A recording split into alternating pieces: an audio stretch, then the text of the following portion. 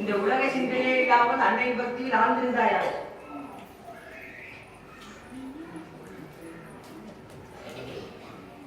அபிராமி, என்ன இது விளையாட்டு? உன் விநாயகர் உமாதனாகி என் உயிரை பறிக்க திட்டம் தட்டி விட்டாயா?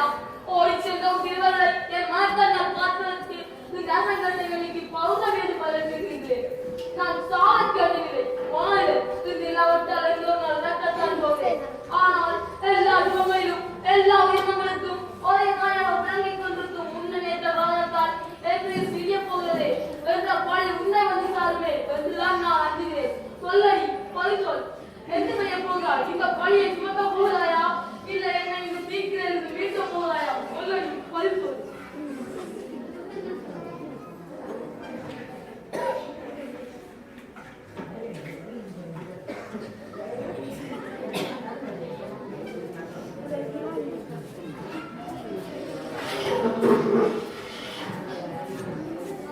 அழகாடு தம்பி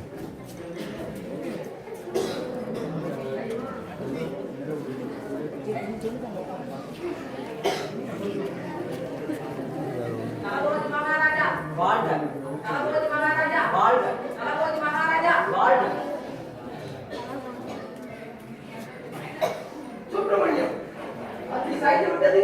அமாவாசையில் கவி தொடங்கி விட்டது. ஆனாலும் நேரமாய் வரவில்லை. நீ சொல்வதை தவறு என்ற ஒப்புக்கொள். நான் உன்னை இப்போதை விடுதலை செய்கிறேன். மன்னா, நான் கூறியதால் நிச்சயம் மன்னிப்பு கேட்டிருப்பேன். கூறியது யார்? அன்னை அபிராமி. அவள் கூறச் சொன்னால் நான் கூறிவிட்டேன். அவள் ஆட்டிருக்கிறாள், நான் ஆடுகின்றேன். அவள் என்னை நெருப்பில் போட்டு வைக்க விரும்புகிறாளோ? விரும்பினால் விரும்பட்டுமே. அப்படி என்றால் என்ன நிலவரம் நம்பிக்கொண்டிருக்கிறாயா? மன்னா, திருவேணம் வைக்க வேண்டியது நம்பிக்கை ஒன்றுதானே? அது எனக்கும் தெரியும். ஆனால் நமக்கு நடந்த பிரச்சனை என்ன? அமாவாசை ஆகிய என்று நிலவரம் ஒன்று நீ சொன்னேன், வராது என்று நான் சொன்னேன். ஆலய மணி ஒழிக்கும் போது அம்மா சந்திரன் வராவிட்டால் உன்னை நெருப்பிக்கையாகிறது.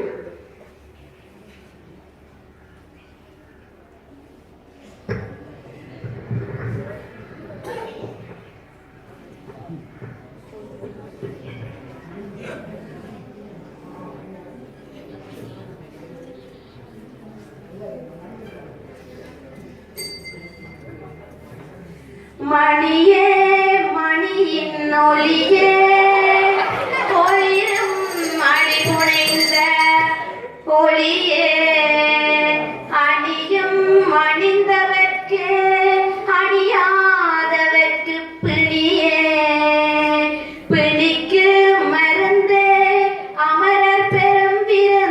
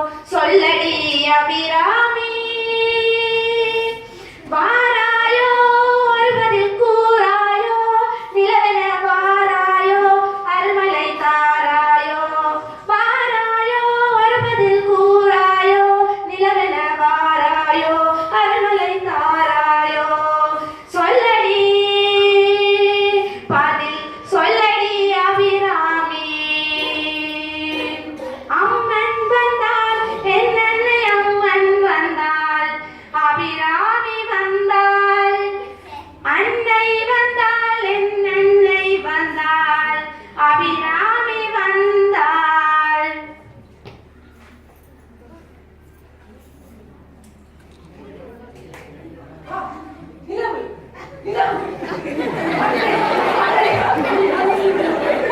அண்ணா, நீங்கள் என் தாலி கட்டவை.